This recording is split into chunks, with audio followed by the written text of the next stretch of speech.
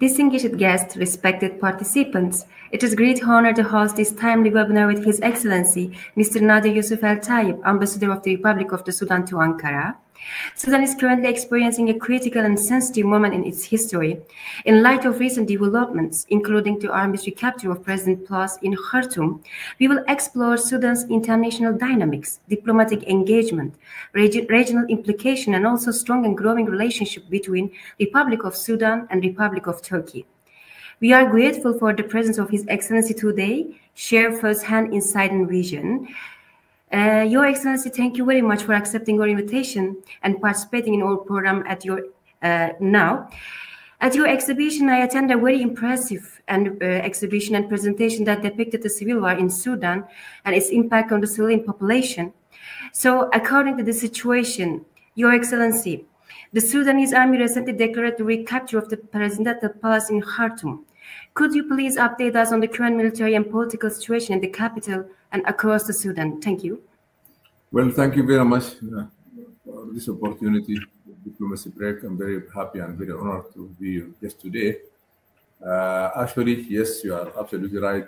Those days we are celebrating the recapture of the Republican Palace, which is a symbol of sovereignty, as well as the center of Khartoum in general. Actually, we can say now Khartoum is 99% liberated from the RSF militia. Now they are running out of Khartoum, especially from the western part of the three-town capital, Khartoum, Durman, Khartoum North and Durman. So I can say that the situation now is quite good, and there is good progress made by the armed forces at the capital, as well as in Darfur region.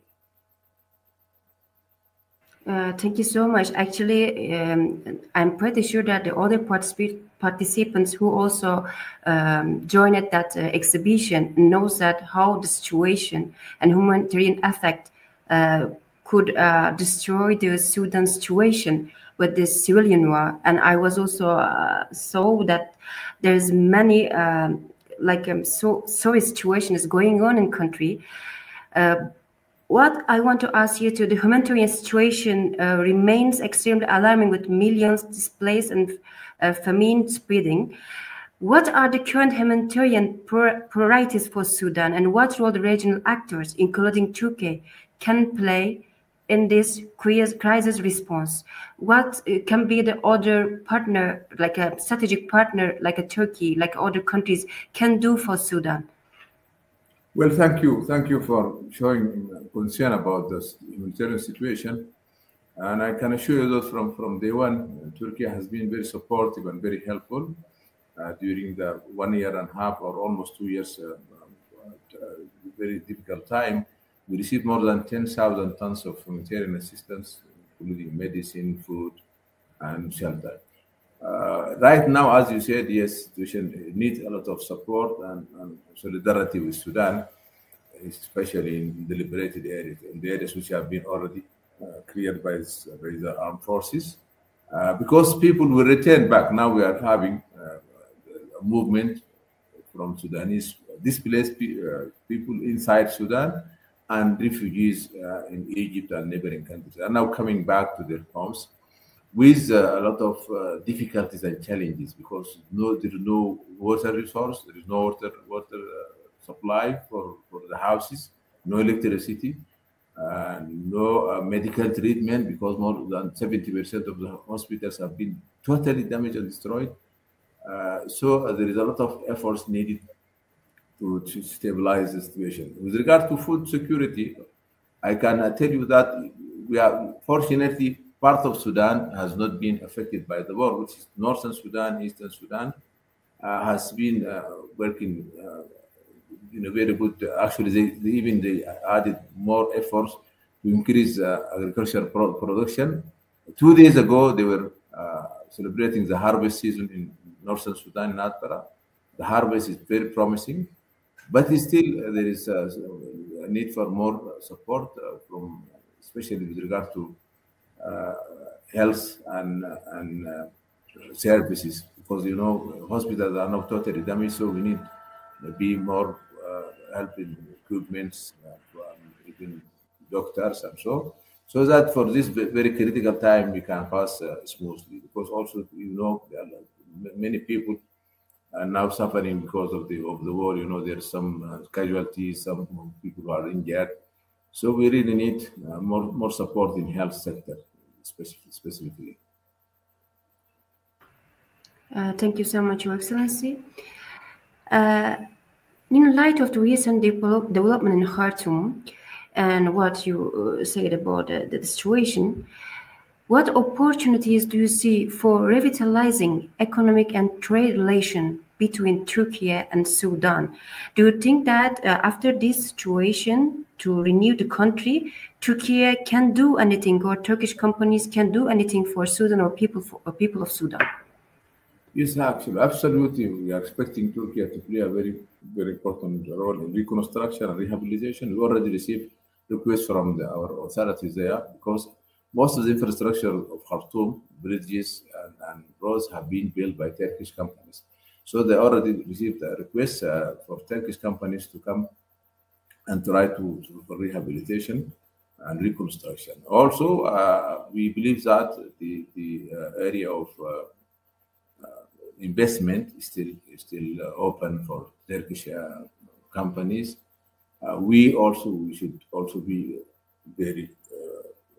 It's very important that from after this war, we will be very careful in selecting our partners, because we have been betrayed by many countries which we thought to be very friendly. So Turkey has been supportive and has been loyal and has been always supporting the Sudanese people. So we'll have the big share, actually, if we believe that, in investment, especially in agriculture, mining, reconstruction, rehabilitation. And we already invited some Turkish companies for a forum which was organized by the River Nile State in January this year. The companies went there and they were very happy. They saw that it's quite peaceful and quite promising. And now they are also planning another forum in Port Sudan. So I believe the Turkish companies are welcome, and they will have very good opportunity to help rebuild Sudan. Thank you so much, Excellency, for your reply.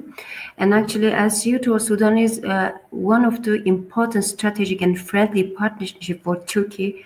And also, it's so important that Sudan stability and peace is important for African continent too. So I'm pretty sure that not just for Turkey, but the other strategic partnership also need to do what they can do to support stability, peace, and democratization of the Sudan. So another question that I want to ask you, Your Excellency, about the civilian war in Sudan. We also know that many efforts have been made by international regional powers for a ceasefire and dialogue. Do you believe there is a realistic diplomatic path to peace with RSF? Do you think that, like, a Sudan government have any plan or any thoughts about bringing this civilian war to peace table to talk or dialogue and diplomatic relation? What do you think about how it will be continue these dialogues between RSF and the Sudan Republic government? Well, thank you very much. Actually, we believe that RSF militia is not genuine. They are not serious. It's also terrorists, and I mean terrorists. They are really because they terrorize the people all over Sudan. They did very horrific crimes, and you have seen the exhibition. So I don't think that they are serious and responsible to be partner of any peace talks in the future. Actually, even the people of Sudan will never accept any role for RSF in the future. This is just a terrorist militia, and it has to be dealt with in this aspect, because I believe we were very serious and genuine to avoid bloodshed from day one, because when the Saudis and the American governments generals, they offer for peace talks or talks in Jeddah, we went there.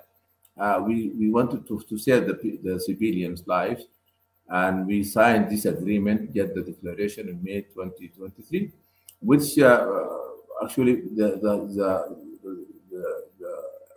RSF themselves have not honored this agreement, because it includes evacuation of the people from the houses of the civilians and respect for human rights and civilians and ceasefire. But they never honored that. That from day one. So we still stick to that. We feel that if they are serious, they could have honored this agreement because now they are not fighting the armed forces only. They are fighting the Sudanese people because they have seen, because they are, looting the houses, they are killing the people, they are looting the hospitals, universities, schools. So this I think is really very disappointing to our people. I don't think our people will never ever accept any role for the RSF in the future. But I can assure you that we are very open for dialogue. We are very keen to have a peaceful settlement for all problems in Sudan, to have a civilian-led government. Because immediately after this war, we are going to have a bureaucratic government for a very short time, and then we call for election, for free election, so that we can have a democratically elected government. Thank you so much, Excellency, for the reply. Actually, as you told, and what I saw in this exhibition, if you are destroying your human, your country people, then you cannot say that you are advocate your human rights. Exactly. So exactly, actually, your thoughts and your side is right, but still, Sudan Republic is calling for international peace and diplomatic solution, and still, the Republic of the government is calling for all Sudanese people to living together and in peace. So it is really great thoughts for the Sudan Republic government. Another question that I wanted to ask Your Excellency, you talked about after this civilian war, there is many people just displaced their countries, their cities and countries. Your government have any plans for how they just take back these people who moved from their countries or their cities after the civilian war? There is any plan for government that what they will do for their citizens who get destroyed or who get some difficult situation because of the civilian war? What is the next politics of the public about this displaced Sudanese people who lost their homes, their cities, their maybe countries, maybe they move in other countries? The situation, civilian war situation is always terrible. So the government have any plan for the next months about the displaced Sudan citizen?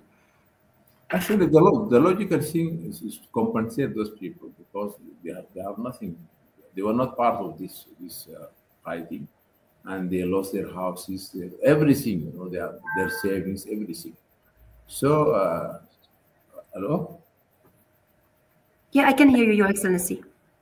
So I believe that we will seek compensation for those people, and I believe that those who have helped the RSF militia, who have supported, they have to pay for that because this is a crime against humanity, and this been people are really suffering. They are suffered for almost 2 years, and when they go back to their houses, they will also suffer because they will need even the essential things. Their houses are even empty. Some of them, even the house has been destroyed. So they should build some sort of compensation. The government will do its level best to help the people and support them, but also internationally, we should also take compensation for the people of Sudan. Even individually, they have the right to go and complain and to seek compensation because we know UAE is the one behind all this destruction. These are supporting the militia, this is terrorist militia, they're interfering in the affairs of Sudan, and they should pay for that. Thank you so much, Your Excellency. Actually, when we were talking about regional cooperation, I also wanted to ask about another question. As you told, there were some countries which was a partnership and a friend to Sudan, Republic of the Sudan. But do you think that all regional partners did the same duties that they need to do for stability and peace of the Sudan? I think we have some internet problems. We are waiting for Your Excellency.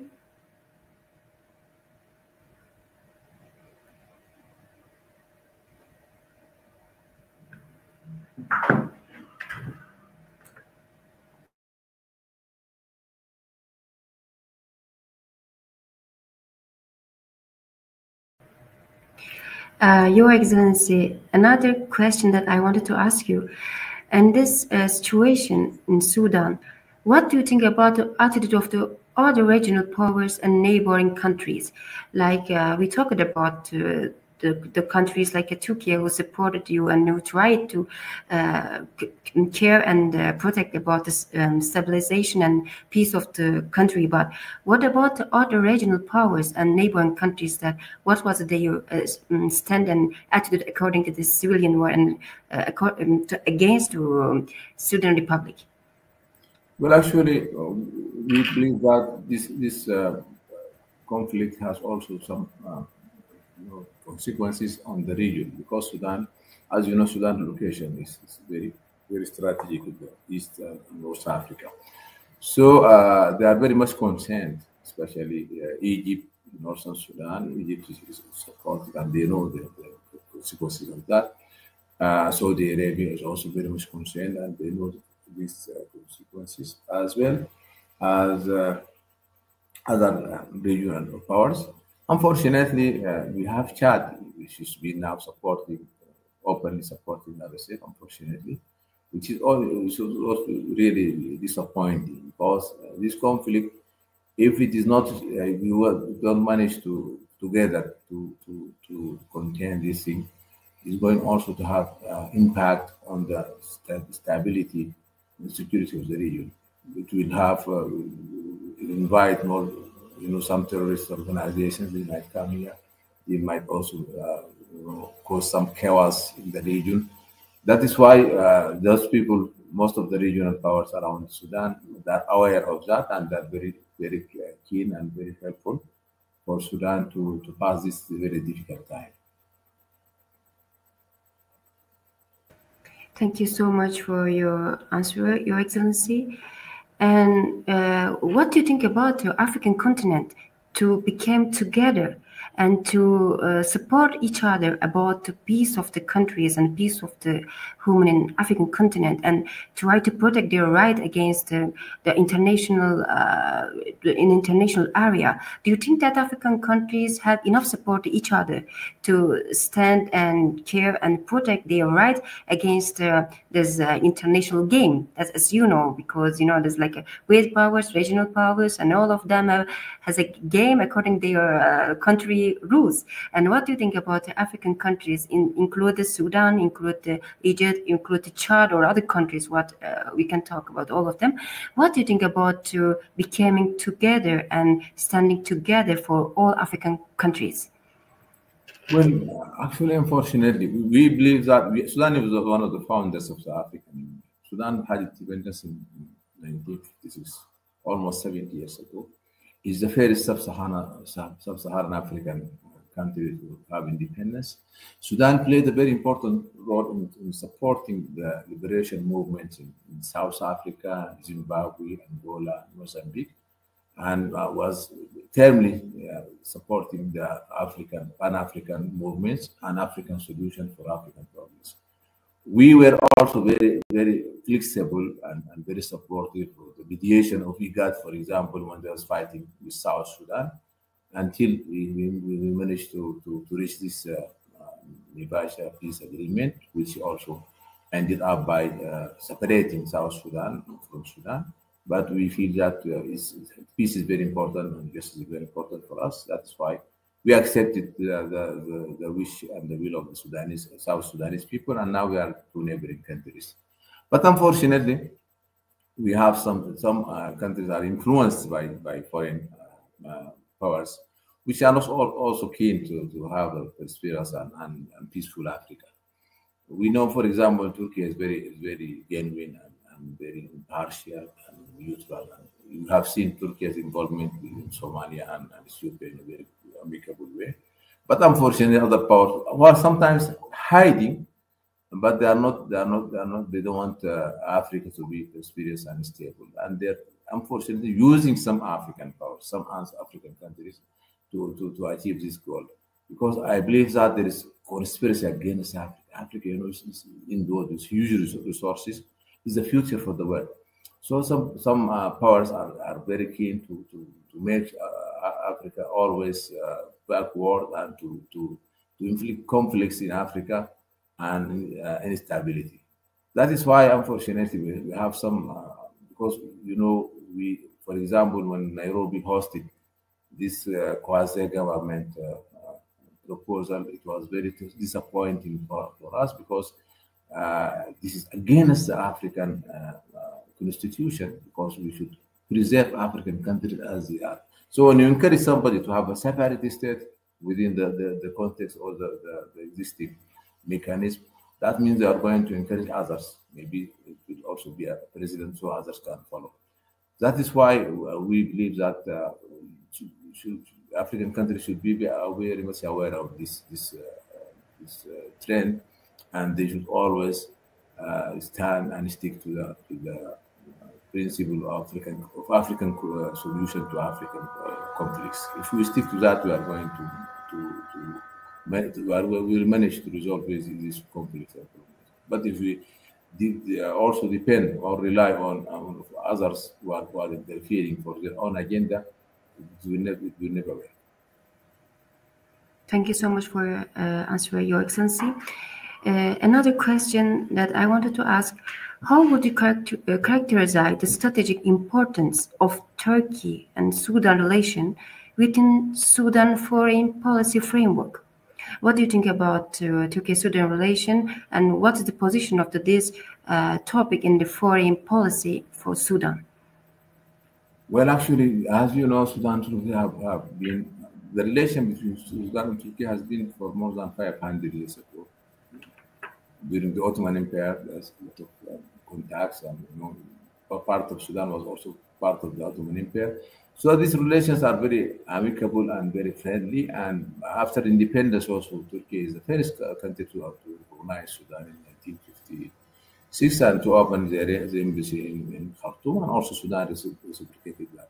We are also, members of OIC, Organization of International Islamic Conference. So a lot of we share a lot of principles. For example, the issue of Palestine, we share the same position. We are always supporting the Palestinian state. So I believe that Turkey and Sudan, they are always, liaising their foreign policy with regard to international and regional issues. Turkey also is being a very welcome partner with Africa in general, Africa as a continent, and we believe also Sudan is a gateway to Africa. We have, because of this location, of its influence and its historical role in Africa.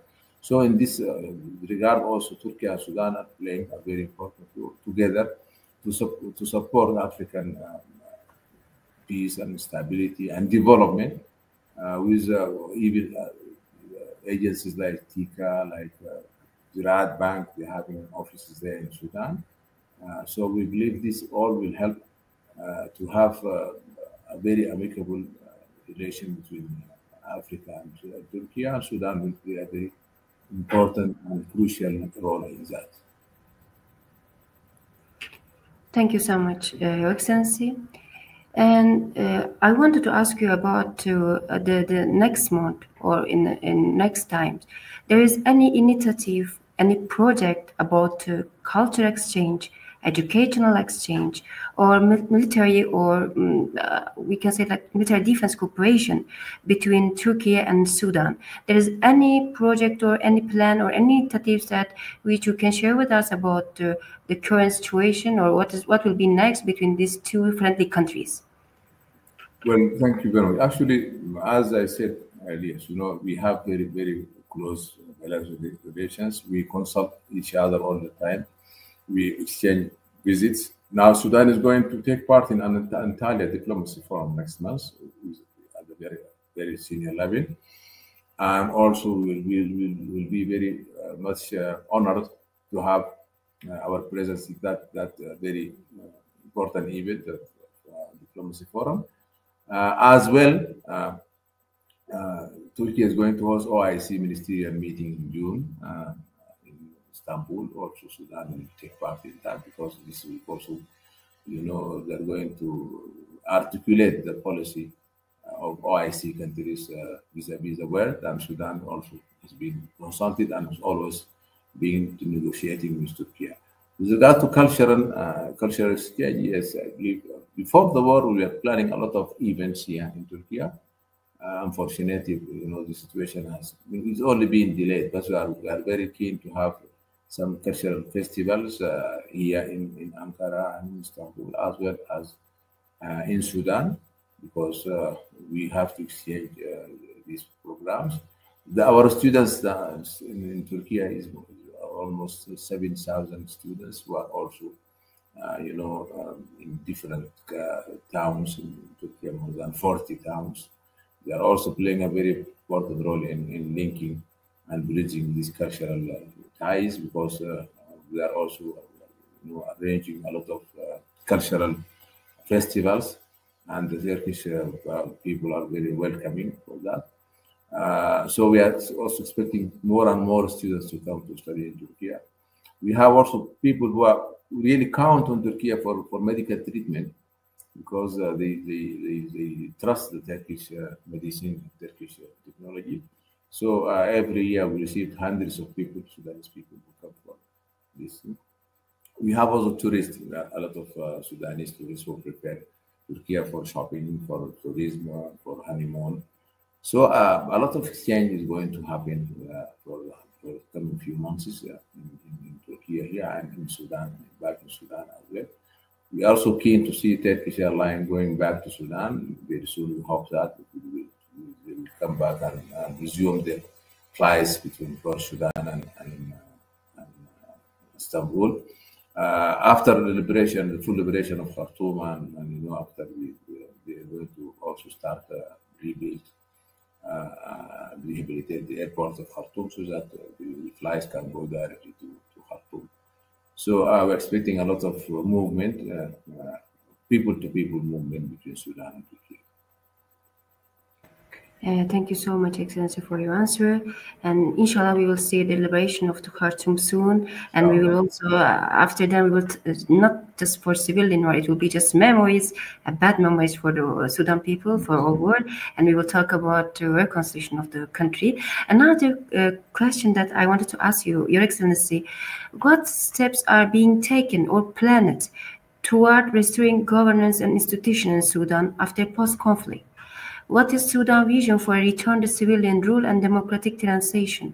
Like, what is the next plan of the countries after liberating from this civilian war and be free and be democratized? What is the plan of the country? Well, actually, the plan has been there even before this war, actually, because the Supreme Council was very keen to have a democratic government, because we are in transitional period after al-Bashir was being overthrown. There should be some sort of transitional time for the political parties to prepare themselves, because they have been more than 30 years of being absent from politics. So we thought, or the government thought, that at that time there should be like a 2 to 3 years transitional period for the civilian parties and powers to prepare themselves for the elections. So still, the government stick to that. They will have a bureaucratic government or technocratic government, which could be, for example, for 2 to 3 years. Within this time, the political parties will be invited to activate themselves and to register, and there will be a full-fledged democracy elections.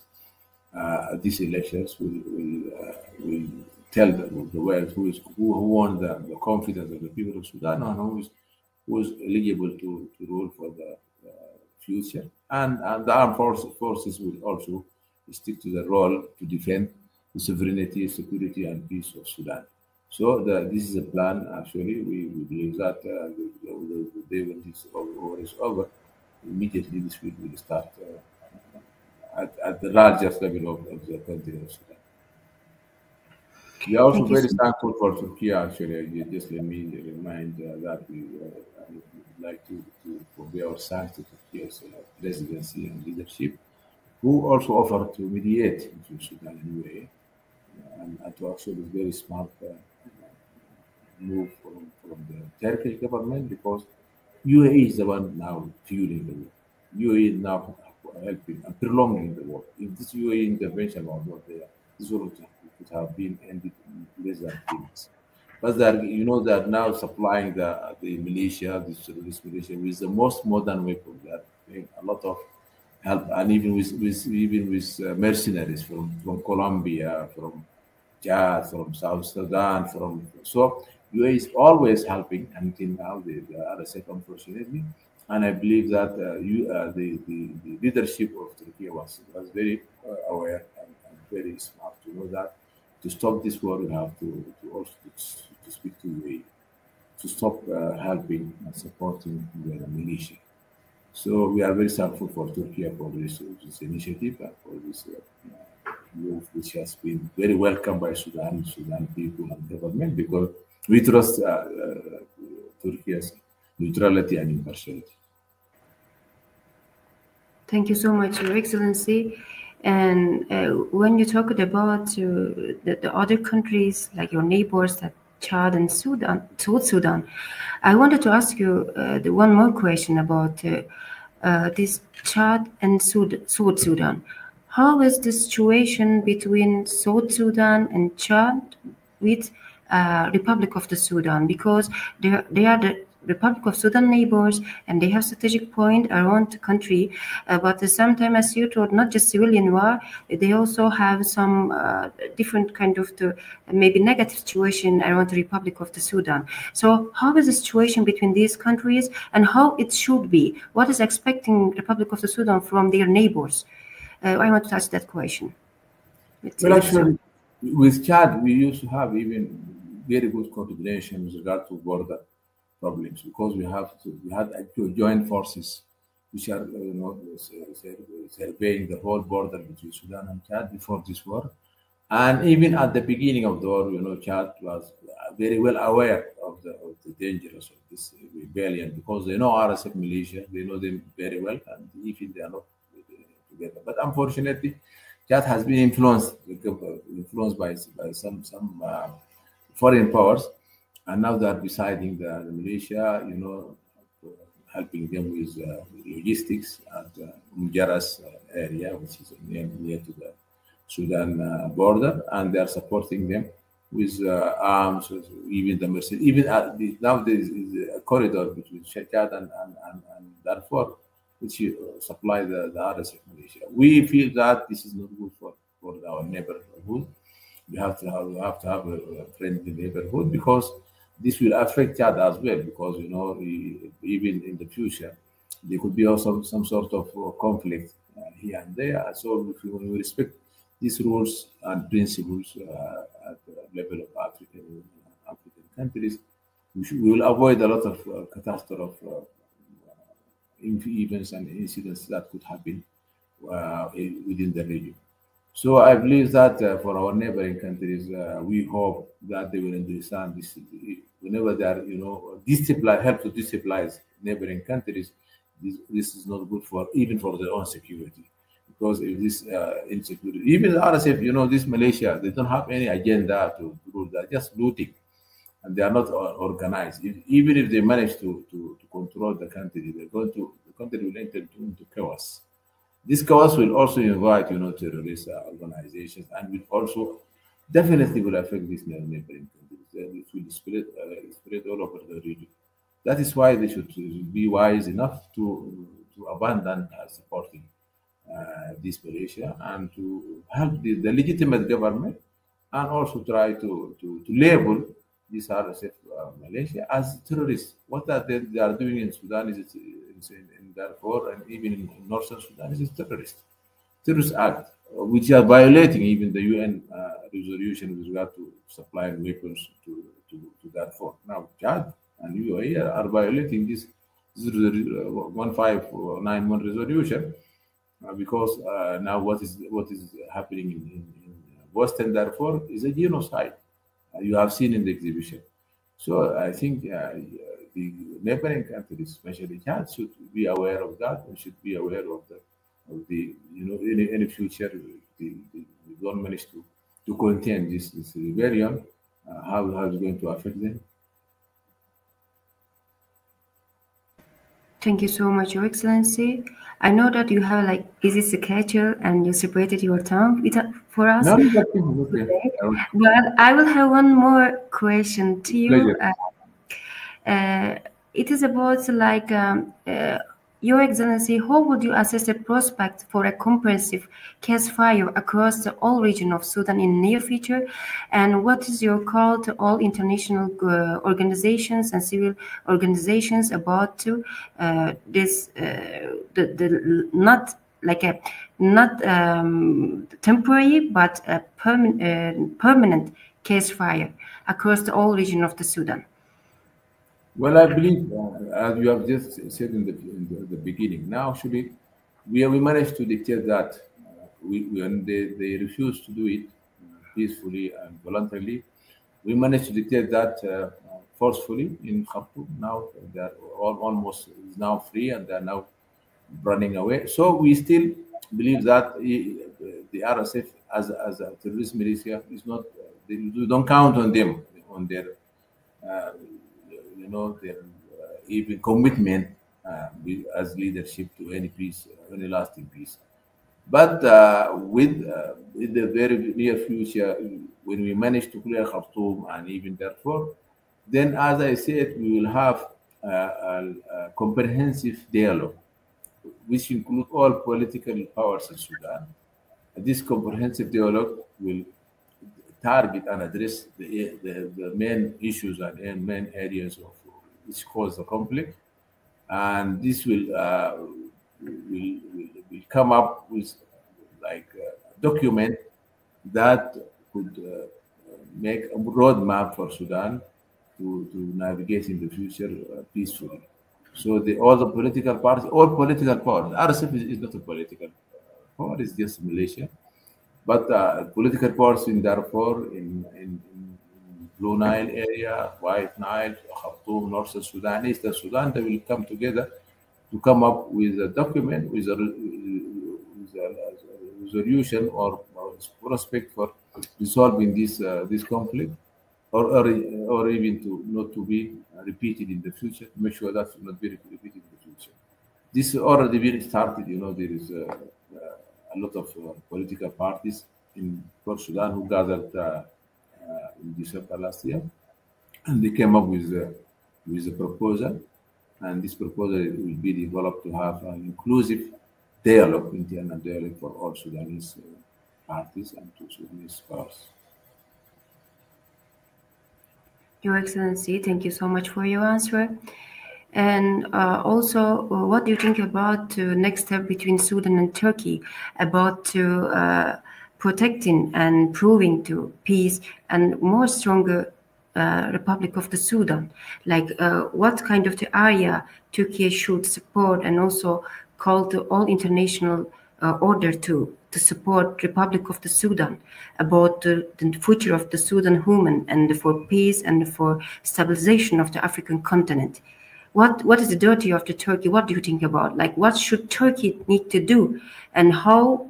Not just Turkey. Maybe we can talk about other countries too. What other countries who are standing by the right of the women of the Republic of the Sudan? What they need to do? What kind of the area they need to support Sudan Republic? Well, actually, we believe that Turkey has a very important role to play in the future. With regard to stability of Sudan, we have the reconstruction and rehabilitation is a priority now for most of the regions which have been affected by the war. Turkey and other agencies, other countries can play a very important role in supporting the rehabilitation and the reconstruction process, and also investment, because I believe Turkey is a partner, and we can also have investment in agriculture, in mining, in reconstruction. For the Turkish private sector is also very much expected and awaited for. We are also call upon other powers and other countries to help Sudan with this very difficult time. So supporting the rehabilitation and reconstruction process is going to be very difficult and very painful, but with the help of friends we can also come over that. Actually, I recall the very good model of support of Turkey to Somalia, which has been very instrumental in helping Somalia gain stability, and now Somalia is actually making very good progress. So with a win-win formula, because I think this is the methodology of Turkey, to have win-win formula, so that it can help develop the different sectors of the economy, and also help rehabilitate the infrastructure of Sudan. Definitely, we can have a great impact and fast impact on the Sudanese people, so that they can return back to their home and they can start their normal life. Actually, I believe Sudan has been, subject to a lot of conspiracies. If you can see the map of Africa, you can find that Sudan and Congo are the main countries who are always being unstable for a long time, because they are very rich with resources. That is why they will never let us develop our resources. I can share with you some figures about the resources of Sudan to show that this is not just like coincidence. It's been planned for a long time to make sure that Sudan will never be stable. We had our independence in 1956 January, but there was the mutiny of South Sudan started 4 months before that. So they left a time bomb when they left. When the British left Sudan in 1st of January 56, there was fighting in South Sudan. This continued until 2011, when we had to solve for the separation of South Sudan, because we want to make sure that people can also coexist peacefully. And also after that, they started Darfur. They started, the conflict in Darfur, which also lasted for a long time until the agreement was signed recently in Juba. So Sudan, we have the resources of Sudan are huge.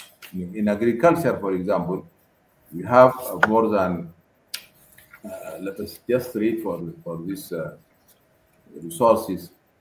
This 44 million hectares of arable land. Now the world is facing a food shortage and food gap. So Sudan is capable with this huge amount of arable land, which is available now, 44 million hectares, with resources of water, resources of good climate.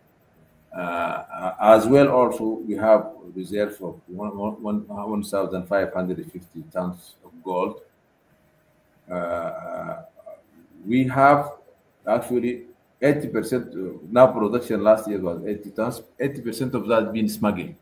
So you can see that there are some people who have the interest of this situation of instability, because they can smuggle gold and use it. We have uranium, 1.5 million tons. We are the third internationally in uranium reserves.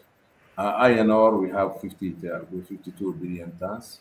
Copper, we have 5 million tons in one project, or in one area, which is area. We have natural gas, more than 84 trillion cubic meters reserves. Oil, 1.5 billion barrels. Our location, also Sudan, is located in a very strategic area around the Red Sea and to the west, east, and Central Africa. So we believe we are very keen and very welcoming the investors and the partners who would like to utilize these resources together in a win-win formula, which I just mentioned as Turkey's methodology. Because we can utilize these resources for the benefits of the humanity, for the people. Because if you are speaking about this huge 45 million hectares, is going to feed the whole region. So we are very welcoming to the people who are coming in without any hidden agenda, without any political agenda, who would like just to invest and help the people of Sudan invest in minerals, exploring of gas and oil, as well as gold, as well as agriculture, so that people can benefit. But as I said, this is a conspiracy, not only in Sudan, even in Congo, who has been suffering. Congo is the richest African country, in terms of minerals, and they are the poorest in terms of the human being, human well-being, because also smuggling is there, and fighting is there. Is always, some people are fueling wars and fighting to make sure that Congo will not be stable. This is also happening to Sudan. So I believe that we should be aware of that. We in Sudan are very much aware of that, and we are going to very carefully to select genuine partners who are very keen, who are also not interfering on our affairs, and who are going to have to accept or to promote a win-win formula.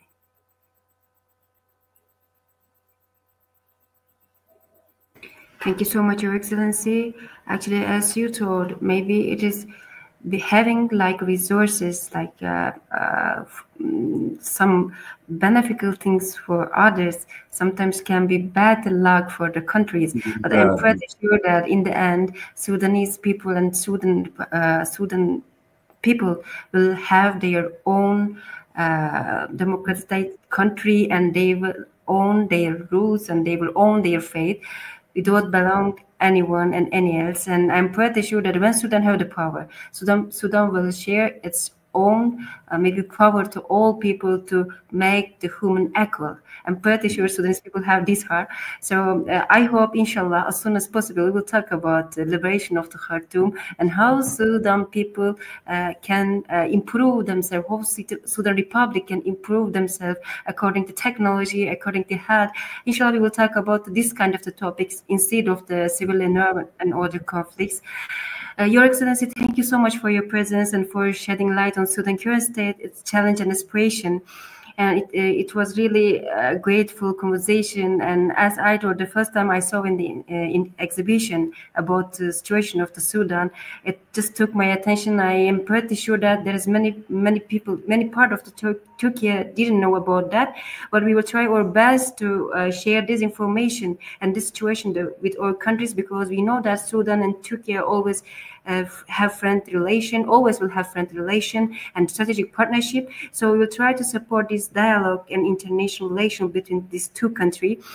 We hope that peace, stability, and prosperity return safely to the Sudanese people, and Sudan will celebrate their liberation from all these bad situations. On behalf of all participants, I extend my deepest gratitude to you. We also thank all attendees for their valuable time, interest, and the questions. May this webinar serve as a humble step in fostering dialogue, awareness, and international cooperation. Your Excellency, thank you so much for separating your time to us.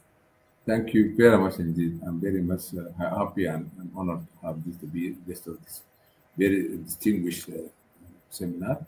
I will be very much available anytime if you would like to. You can also continue. Thanks very much again. Thank you. We will also be happy to welcome to you in another webinar, and soon we will arrange another webinar about talking the other topics of the Sudan, not just civilian war or the humanitarian situation, but as you know, as a country, it's so important and strategic country in African continent. We need to study, talk, and search about more about the Sudan and how we improve the dialogue between these two countries. Thank you so much. And dear guests and distinguished Athens, we just came to our end of the webinar. Thank you so much for listening to us and joining to us. Thank you. Thank you very much.